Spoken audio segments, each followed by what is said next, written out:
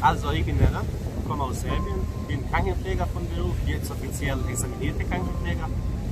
Und ich mache jetzt momentan außerklinische Beatmung. Diese Linie endet hier.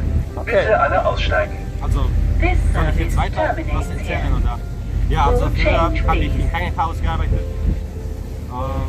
Also das war schön, aber man hatte wenig Zeit. Dann hat man durchschnittlich 22 bis 24 Tage im Monat, ne? Arbeitstage im Monat. Und dann hat man eigentlich viel zu wenig Zeit für sich. Ne?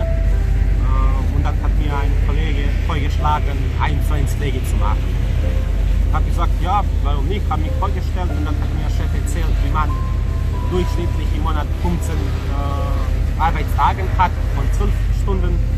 Ich habe gesagt, okay, das klingt ja viel zu gut, aber naja, warum nicht? Kann man probieren immer. Ne? Und dann habe ich angefangen vor ungefähr 6 Monaten. Und also ich kann schon sagen, das ist viel, viel besser als im Krankenhaus. Ne? Man hat nur einen Patienten, hat viel mehr Zeit. Ne? Offiziell haben Freizeit, ne? Genau, wenn man einen Patienten hat, dann der Patient möchte auch ein bisschen allein sein. Ne? Er möchte seine Ruhe und dann kann man da nicht alle 12 Stunden bleiben. Ne? Er möchte vielleicht Fernsehen gucken oder sowas, ne? Und dann soll man auch nicht stören. Es ist klar, man hat überall manchmal Probleme, manchmal nicht immer. Ne? Also bei mir ist das so, dass ich Telefonnummer von PDL habe. Ne? Und immer wenn ich was brauche, dann kann ich entweder SMS schicken oder anrufen, fragen und er ist immer erreichbar.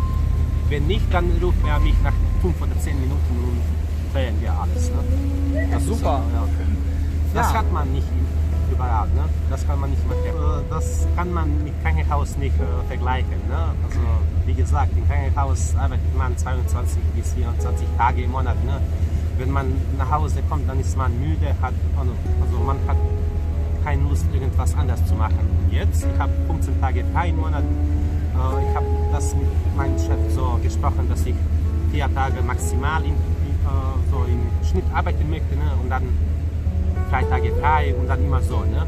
Verstehe. Also, ja, man muss nicht einspringen, wenn man nicht möchte. Ne? Und, ja, also das ist, dann habe ich Zeit, wenn ich reisen möchte, dann kann ich einfach meinen Chef schreiben. Ne? Also ich brauche jetzt eine Woche frei oder sowas oder nächsten Monat. Ne?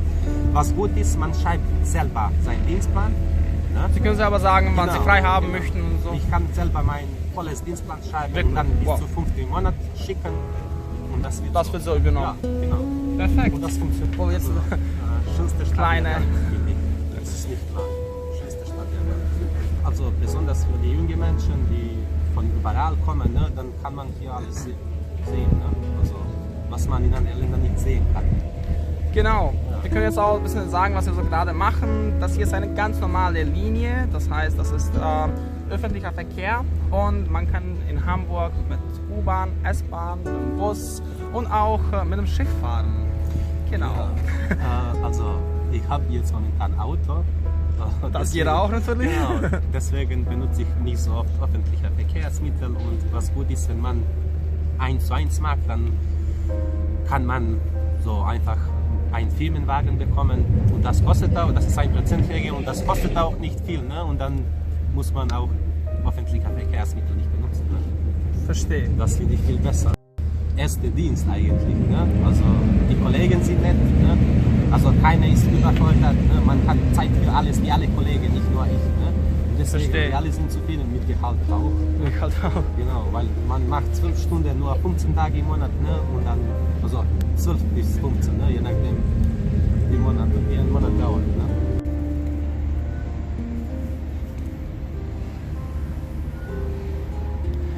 So. Ich fange erstmal mit Nachtdienst. Ne? Ich mache in letzter Zeit Nachtdienst als Tagesdienst. Ne? Also wenn man im Dienst kommt, dann macht man erstmal Antriebskontrolle, Beatmungsparameter und Vitalzeichen kontrollieren, so Medikamentengabe und wenn das Patient braucht, dann wenn das Patient möchte. Ne? Teilpflege am meisten, wenn es um die Kinder geht, die Schule am Morgens muss und dann muss man den Vollpflege machen, den Patienten waschen, ne? Und dann anziehen für die Schule, so vorbereiten und dann wenn Tagdienst kommt, Tagdienst übernimmt während des Patienten. Ne? Ich Kinderkrankenpfleger bin, ist das man kann möglich. das, ne? Mhm. Ja, Hauptsache man hat einen Beatmungsschein, ne? Okay. Das heißt, man darf beatmete Patienten machen, ne? Also im Tagdienst macht man dann am meisten Vollpflege, so auch Antiskontrolle, Vitalzeichen, Beatmungsparameter ständig.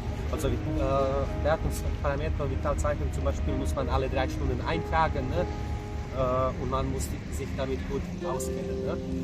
Natürlich. Ja, wenn die Patienten einkaufen möchten im Tagdienst, dann muss der Krankenpfleger mit ihm zusammen oder zum Arzt, dann gehen wir mit dem Patienten zusammen und ruft man erstmal Rettungsdienst an, erzählen wir, um was geht und dann kann man schon Erste Hilfe machen. Man muss immer auch Erste-Hilfe-Schein haben, wenn man 21 Pflege macht. Das bezahlt alles Arbeitgeber und also jetzt zum Beispiel Erste-Hilfe-Schein muss man alle 2 Jahre erneuern.